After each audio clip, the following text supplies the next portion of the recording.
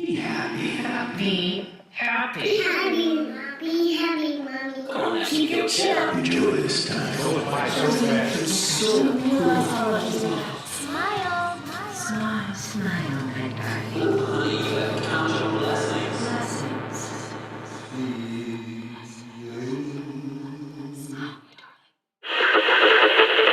Welcome to Creative Mamas Unplugged. We are your hosts. I'm Cherice Barton. And I'm Shelly Hutchinson. Creative Mamas Unplugged is a podcast where we navigate the hell out of being a creative mom with humor and heart. We will have honest conversations, Hear wise words from fellow badass mamas. and share hilarious stories around motherhood for some much-needed comic relief. Listen, motherhood is the most creative, most difficult job in the world. You are not alone, and you deserve to be happy.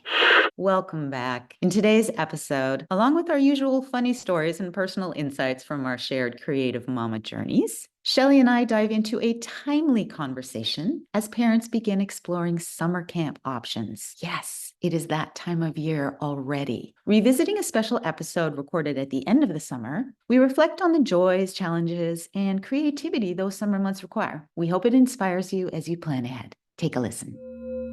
Hello, Mama. Hi, And how are you today? I'm good. I'm in Houston right now. What are we doing in Houston?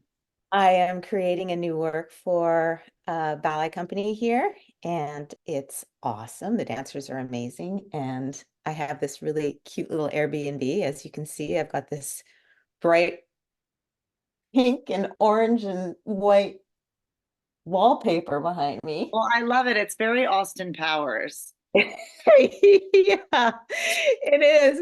It's very Austin Powers. It's a really cute place, actually. I'll show you. There's like a little blue couch and red chairs, and Well, I like that you have your own private space. It makes a difference. Everything, in your house is shared pretty much, right? yeah, it's having this time, and it's so happy because I have a tendency whenever I travel for work I just want to isolate in my little space, because it's so rare that I get that, like you said, shared space, lots of noise going on. Even when the kids are in school, there's so much responsibility and their presence is everywhere that when I get these little breaks, it's just this incredible feeling. I'm just like, oh, it's just me. So my tendency is to kind of withdraw a little bit, which also isn't healthy. So, I try to get out, wander around, do my thing, because I think that for a long time I was really, really like, I am going to stay in my little shell. I am going to absorb this. And I think it's really good. And I do. I mean, I've been alone all week. It's literally 5 minutes from the dance studio, and I've just been back and forth. I've been ordering food in. Like, I just haven't escaped.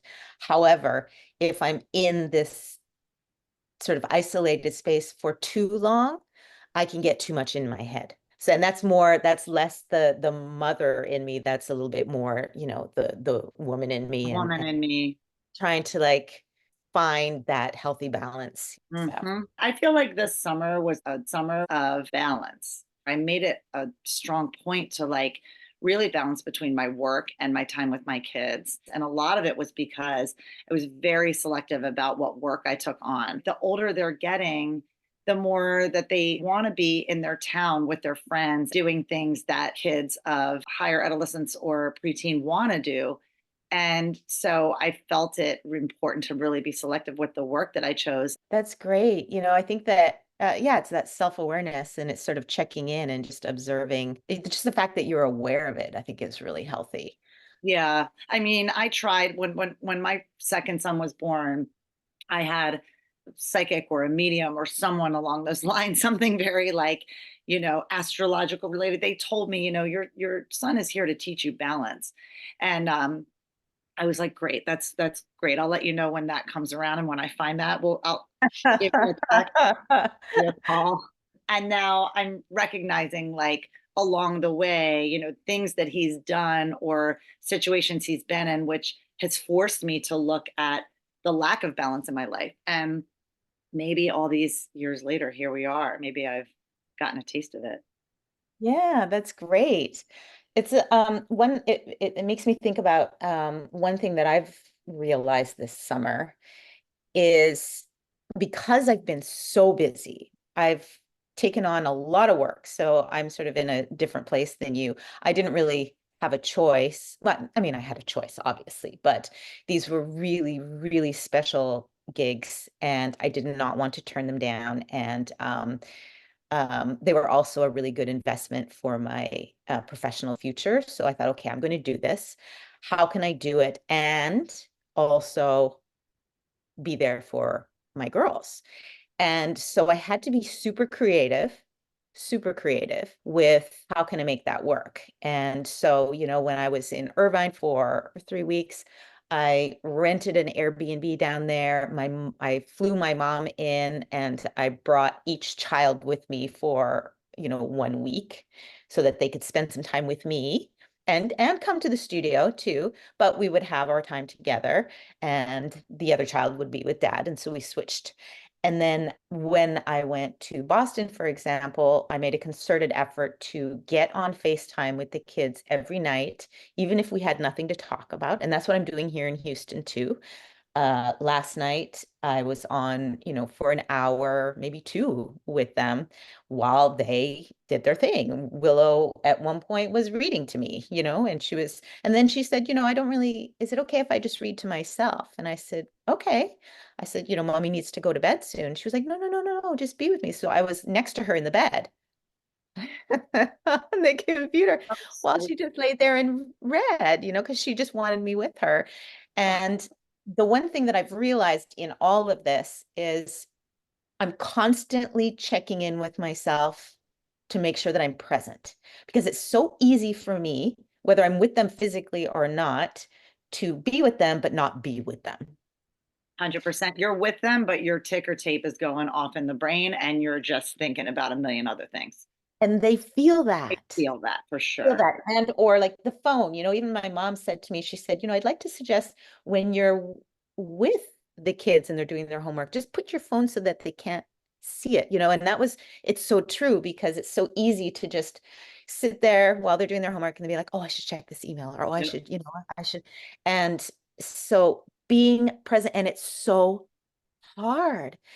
I every time, like last night too, I was like, wow, this is really hard. But I was like, just be present, because really it's those moments that make up for all of the rest, And of course, in my situation, I'm away and I'm back and I'm away and I'm back. So I have to like make that happen at a more extreme level. However, I want to take this back with me when I go back this fall and I'm with them, just be like, anytime even if I want to dedicate an hour, I'm going to be with them right now for this hour, nothing else, because they feel it, I feel it, and the result is always a much better one. So that's the one sort of realization that I've been grateful for this summer. I mean, that's such a sweet story. I love that story about the being next to her in her bed. I just want to say that it's so sweet and it's just so, oh, it's so lovely. And is such a testament to you wanting to be present there as much as you can. I mean, I feel like that though, like being present as a mom or as a parent is it's like in every second of the day work. I definitely feel that too. And I feel like I've had some moments later in the summer as things have just felt very overloaded in my brain when it comes to my family and it comes to my kids. Like when we were traveling just last week, I was like, we were on our way home and we stopped at a gas station and my son needed something out of the back. And, my husband said, do you want to pump the gas or do you want to help him get what he needs out of the back? And I was like, first of all, I live in New Jersey, so I don't pump my fucking gas. Like that's okay. So you do that. I'll help my youngest. So I go in the back, I get him what he needs. I get back in and my brain just went to like, I don't know, it went to like Texas where you are. It's just like out the door. We're driving and we get to a stop because someone had used the bathroom like, 20 minutes later, half hour later. And my husband's like, why is the light on back there? And he looks back, he's like, well, you left the entire trunk open and all our shit fucking falls out on some highway, 11, 23, 17. I don't even know where we were. And half our shit's gone out of the back. And I immediately was just like, you know what? That's my bad. Like I Wow. pulled a like 12-year-old boy response, like, my bad, I'm so sorry. And I realized like I got in the car and I just checked out. Like I got my son what he needed and I just checked out.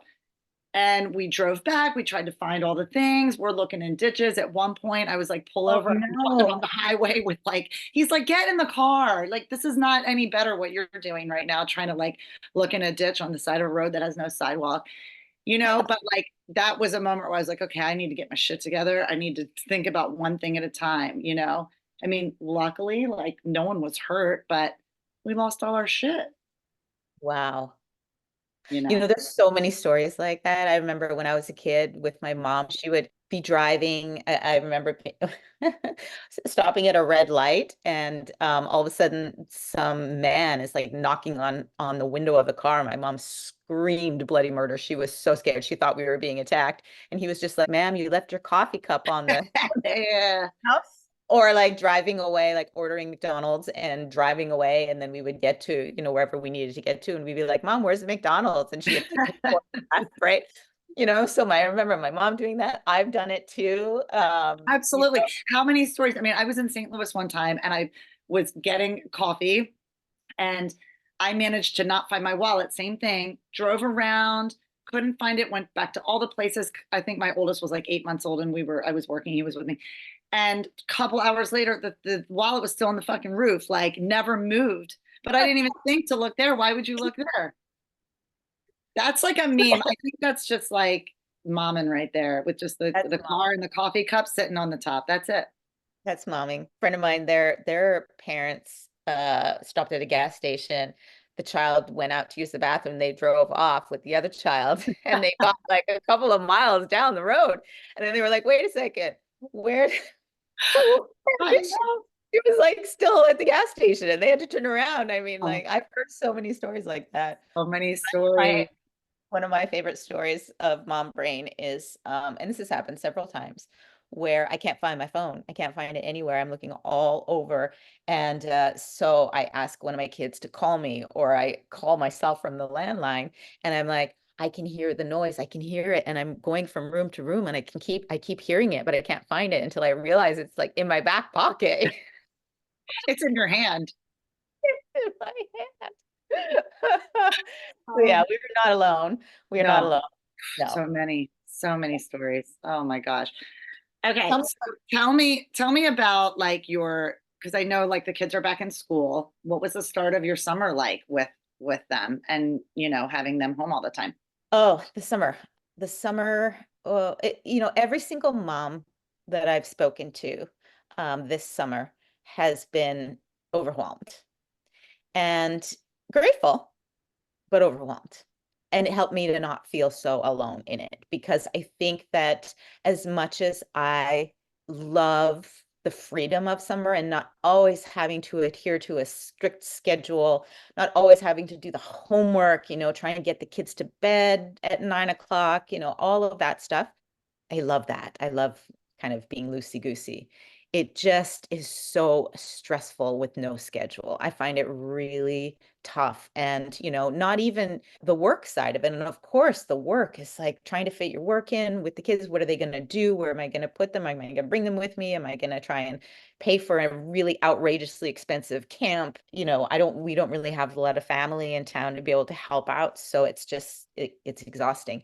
But even just the fact that the lack of schedule, the no iPad rule. So they're on their iPads all day, and then they get cranky and they get like, I mean, it was a lot. It was a lot. And as much as I love the freedom of the summer, I'm happy that we're back in school now and we have more of a strict schedule to adhere by. What about you? Yeah, the same thing. And the lack of schedule, I think, is just tricky just because the kids don't really know like what to expect long term. Like, I think if you just, you're usually going like week to week, like you have a camp this week and you have, we're traveling this week, or we have just like all free week where we're just, hanging out at home. My kids and like yours, like we didn't do like a ton of camps. We did like one here and there, but I really want them with me. But with that comes like dealing with their moments of boredom where it's not your job to like fill that space and keep them entertained all the time, but it is mentally exhausting sometimes hearing them talk about, I don't know what to do, or I'm bored. And sometimes that phrase of like, it's okay to be bored. You should be bored. I mean, like, how many times are you going to say that where you're just like, I get it. I know summer's tricky. Summer's hard. Sometimes it feels good. And then sometimes it just feels empty, like I think just empathizing with them in that way. But it does take a lot of energy for us to be able to hear that. I mean, we did chore schedules, we did daily schedules. I would map it out for them so they knew what the day would look like. But to be honest, every day was different. So they would look at their paper that's like on the table when they would wake up, and they would see their little schedule, and it just looked different every day. And I felt like that's one of the reasons why I wanted to do something like that for them, like chores. We made games out of like which chores is who's going to do what, like beer pong. You seen that game, like the beer pong? I mean, where whoever gets into the cup first has to like clean the bathroom, whoever, has to Oh, that's fun. flush out, stuff like that, just to kind of make it fun. So it's not so like, everyone take care of your shit and get going type bossiness that comes from me. So it felt like, I feel grateful that, again, like you, we had the time, but I am looking forward to the schedule getting back to something that's more consistent, that they know it's coming every single day. Although our summers are so precious, right? They're so precious and they're so short. Yeah. Like it's really 2 months if you look at it, and barely that. When we think about how few of these summers we have with our kids before they're gone, out of the house. It's true. 100%, 100%. And that's why we value it so much. We love it so much because we do recognize. I look at like my older nieces and nephews that are in college, and like we went on a family vacation with everyone, and they came back, like they're there, like the family vacations still happen. And that gave me a lot of comfort to see that. Like, I was like, oh, we still can do those things. Like, they're not like gone, but it's the, every day, hey, let's everybody get up and go to the pool. Like we kind of do everything together versus when they're like have a little bit more autonomy, and they do things on their own once they're a lot older. Yeah. How was your summer in general? I think in general, it was pretty perfect for the way it started. Like we started with my older son graduated from 6th grade from elementary school, and it was really special. And our school makes a huge deal about it. And I was like on the committee to do the 6th grade, and I helped make it a big deal, so it was like a lot of work, but it was like a nice moment of, seeing him rise up into this like middle school area. And it was just really, really, really sweet. And, these kids are together for a long time, so it felt very special. And then it was 100 degrees, like 100 degrees. And we, started with, I was like, well, let's get this summer going. I can't wait to start. And GB's like, the fuck you are. And he got hand, foot, mouth. So we were out for a week. But then like we had, we traveled, we saw family, and we did a lot of really fun things that exist in New York, New Jersey. And there were lots of things that we could do that we outsourced that didn't cost $100 a day.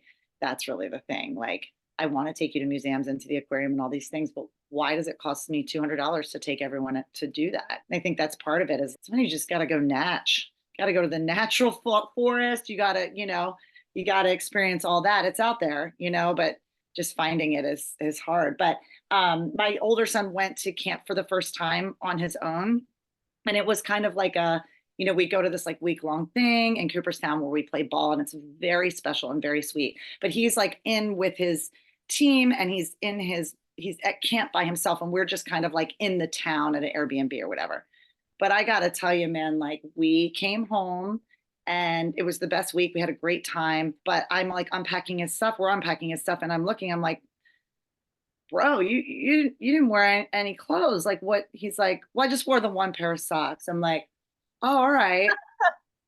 And then like a couple hours later, I'm like, time to brush your teeth. We're going to bed. And I go, where's your toothpaste? He's like, oh, it's in the case. And I'm like, so did you brush your teeth when you were?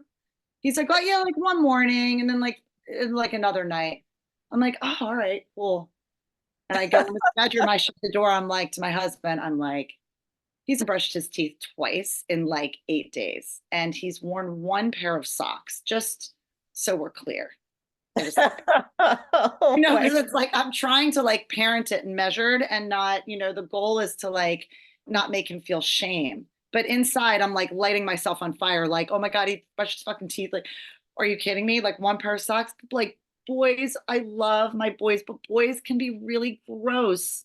Really gross. Like when we went to pick him up at the bunks, there was like broccoli under the bunk beds and like just fucking chips ever, and it's part of that is endearing. I love it so much. Part of it is like that is just who they should be right now. And the other part of it is like the green, like puking emoji, where you're just like, oh my gosh. I actually have to deal with the fact that, my kid is worn one pair of socks for 8 days. Just comes Do you, with it. do you think that that is a boy girl thing, or is that a Well, just no, tell me personality about thing? right. Like I hear it's a boy thing, but tell me about your girls. Like, do you go through that? I do with my second. Um, my first, she's very, very, very, always has been almost slightly OCD in that Hmm. likes things organized, likes things clean, wakes up with her own alarm in the morning, does her hair, washes her face, brushes her teeth, lays out her clothes, does all of that. Has always been like that, always, even during the pandemic, was really, really organized with her little desk. The other could not be more opposite. Would not brush her hair or her teeth ever if we didn't enforce it. Like really, and all throughout her life, so many times I'm chasing her around the house with a brush, and really doesn't care, like doesn't care.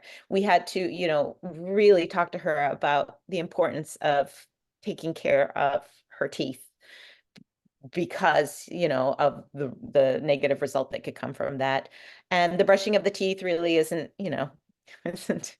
um I think that what I've learned this summer is part of, because of the fact that she's the second, I tend to baby her a little bit more. She's my baby.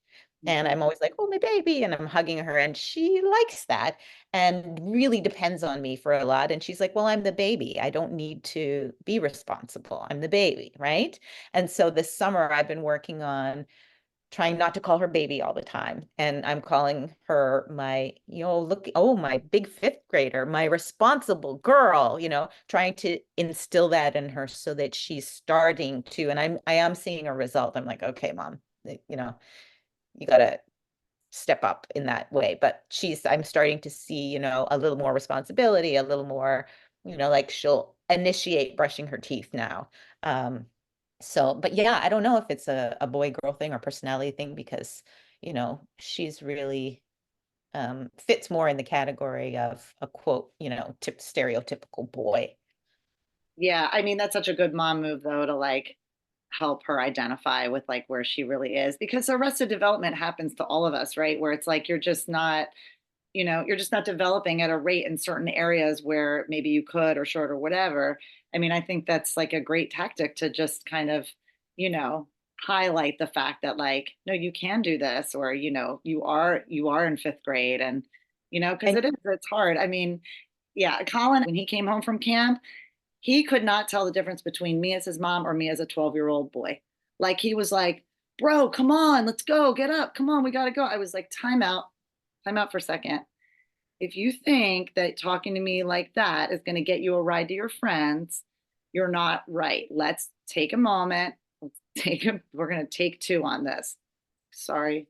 Like, I get it. You're just with your friends for a week. Like, you think that, he just couldn't tell the difference. And I'll take all of that because I'm watching him grow and it's really fascinating. It's really fascinating. But, you know, I, I don't know. I feel like these little like moments and these little like milestones in our life with our kids, they're so noteworthy.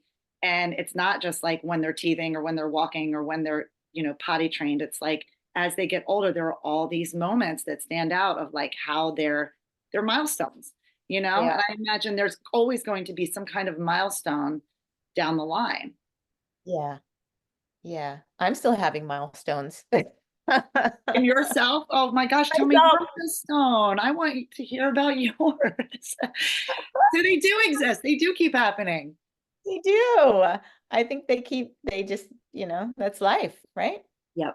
I've been once again, really focusing on gratitude a lot, uh this summer. And it's really been helping that. And like I said, staying present, all of the same things, but really making a conscious effort. And it does make a difference. It does. I'm human and I slip and I fall and I can unravel at times, but it's a much quicker return to a state of somewhat a more peaceful state now than it ever has been in my life. I think that milestones, I think that this year has been a hugely transitional time for me. And I'm Mhm. really grateful. Yeah, I'm grateful for it. Just the self-awareness that I've kind of, and it's past is past. I just sometimes I'm like, why did it take me until now? If I would have had this awareness 10, 20 years ago, well, how would my life be? Right. But I'm just grateful that I'm aware of it all now. So Absolutely. I mean, you're moving through it with such gratitude, thank and you. you've gone through all the bumps, like really hanging on to, consciousness, and you're really aware of every step that you take. And that is really hard. And you're doing such a beautiful job at it. And will continue to do that because it's important to you. And it's important to you as a mom to show the girls, even though they don't know the exact innards of your thinking and head, but they see how you move through life. And I don't Yeah. know, I just think you're doing it for yourself. And then in doing it for yourself, you're walking the walk that you want them to walk when they would come up against obstacles or tough moments in life. Yeah. I think that circling back again to what we first started talking about, which is this summer, and there's the mom guilt all the time, and we've talked about this before, but for every mom out there who is a working mom and or a creative working mom and trying to juggle it all, and there's guilt, there's always guilt. There's guilt, I'm not able to be 100% in any one given thing at any time. Um, and I have been, feeling some guilt once in a while because I've been away so much this summer and because, I've been working a lot. However, there's these moments that make me realize, okay, no, no, it's okay. You're doing the right thing. And these are just tiny little moments. But, again, back to when I was in Irvine, my oldest, she came and stayed with me for the first week. And I was working a lot, but she was coming with me to the dance studio and she would, be on her iPad or she would be doing whatever while I was rehearsing. Sometimes I would have her run sound for me, as my assistant. But, she was there, but she looked a little like she wasn't really absorbed in what I was doing. She was just present. Mhm. And, um, and then of course, when I was out of the studio, I made sure that I was present with her. However, last night when I was on FaceTime with her and we were talking and I started talking about this work that I'm doing here in Houston right now. And it's kind of further developing what I was doing in Irvine. And so I was talking about it and I said, I'm doing this new part and I'm doing this new part. And she was like, oh, and I said, and then there's this one part. Do you remember the, and she said, this one. And she stood up and she started doing the choreography. Wow, she was actually learning it. She was learning it when she was watching. I was like, oh my God, you know it. She's like, no, I don't. I don't know it. I don't know. She was really like shy. I was like, Yeah. no, it looks like you actually could do this duet. You know it. And she was like, no, no, no, I don't. I just know like three steps from it. But my whole heart just exploded because I was like, she was watching and she Oh, was watching mom do what she loves to do. And it made me go, okay, no, this is cool because yes, it's my job as a parent to nurture them and to teach them and to be present with them, but it is also equally my job to inspire them. And that's that's what I want to do. I want to inspire them so that they can look back and be like, wow, look at what my mom did, or I want to be like that, or, wow, how, mom's handling a lot. And I say to them now, sometimes mom's working a lot, doing a lot right now. I need your help. Can you guys help me? Mom needs your help, you mm, know? And they get that and they know and they help. And Willow, every once in a while, when I'm getting stressed and I'm like, okay, you guys, we got to get ready for bed. It's getting late. Mom has a lot to do. And she came up to me the other day. She was like, Mom. And I said, yeah. She said, can I give you a hug? And I was like, oh, okay. And she said, you look like you're going to blow. Because they're aware too. They start to feel when I get stressed and they're like, oh boy, she's about to oh like my gosh. How explode. sweet. I love that. How sweet is that? I mean, they're watching when they're not watching. You know what I mean? I mean, wow, what a way to like mirror back. It's just kids will just do that. And I love that story so much. Everything about it. You look like you're gonna blow. Can I give you You're gonna blow. And then so then what happens is I'll say, thank you so much for recognizing that, mom has a lot right now. And I really appreciate it when you help me because, we don't want, I don't want to blow. I don't like it when I do that, but I want, respect, right? Mommy deserves respect too. And I can't just be doing everything for you and cleaning up after you and feeding you and doing this and doing my work and doing my life all at the same time. We're a team. We've got to do this together. So I think that's been helping. That's definitely been helping. And again, it's the age that they're at. So there's, when the kids are really little, you can't have those kind of conversations with them. But yeah, it's good. So I'm grateful. Yeah, this is an age where you can really get more real with them with the way that the world works. You move through it and you learn how to talk to your kids as they get older, and it keeps shifting and changing. And there are times where you're like, oh, I can actually talk to you about this kind of stuff. Creative Mamas Unplugged is produced by Breatheasy Productions with music by Jeremy Jurin.